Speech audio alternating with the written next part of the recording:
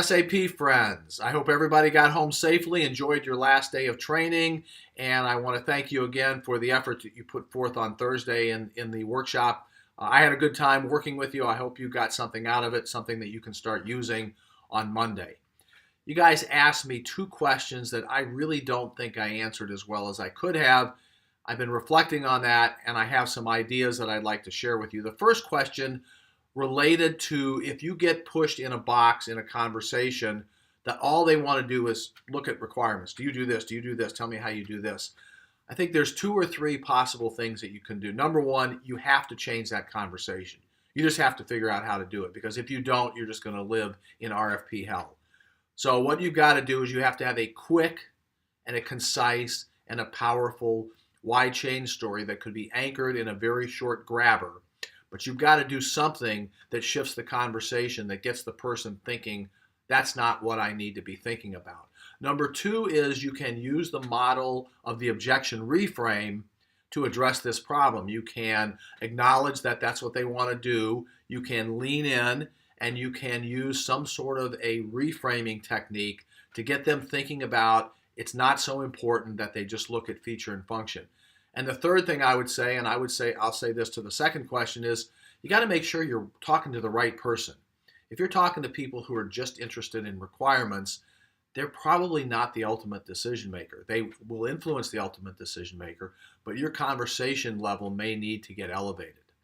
The second question you asked later on in the day was, you said, what if either our competition has a capability that we don't have, and we think it's a really important capability to the customer, or the customer asks for a capability that we don't have, and maybe the competition has it and maybe they don't.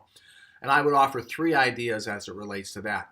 The first one is you have to do an is-do-means analysis of that capability. Does that capability actually allow your customer to do something better or different that really is going to mean a lot to them? And if the answer is yes, then you need to be talking to your product people about why you don't have that capability. My experience in 40 years is a lot of times when that happens, the capability is actually not that important. Take, for example, this new ad commercial going on in the United States. I know your Europeans don't think U.S. beer is worth a nickel, but Bud Light is battling with Miller, and it's over the fact that Miller uses corn syrup in the brewing process. But the fact of the matter is by the time the beer is totally brewed, all of the alcohol is burns out all of the corn syrup. So it's a feature that Miller doesn't have, because Miller uses corn syrup and Bud uses rice, I think. But the reality is that's not what's important. What's important is, how does the beer taste?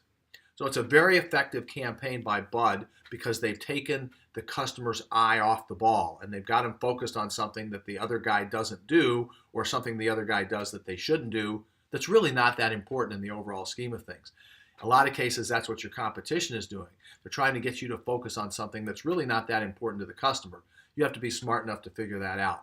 The second thing is it a point solution that doesn't integrate with the big picture? In other words, do they have a really cool capability, but in order for that capability to really mean a lot, it's got to integrate with a bunch of other things that SAP provides, and that actually is more costly and more risky than having the capability itself. In other words, it doesn't do any good if I've got this great capability, but it sits on an island and I have to manually take the data from that and put it into something else to actually make it work.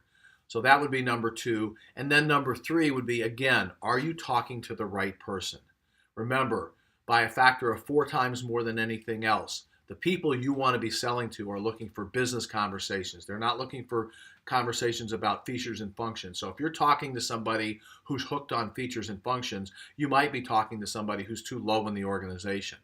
I hope these two things give you a little bit more idea of how to handle those two particular situations that you brought up. I wish I would have thought of them when we were in the room, but I didn't. So I want to share this video with you. Thanks for your time, and I wish you the best of luck. Take care.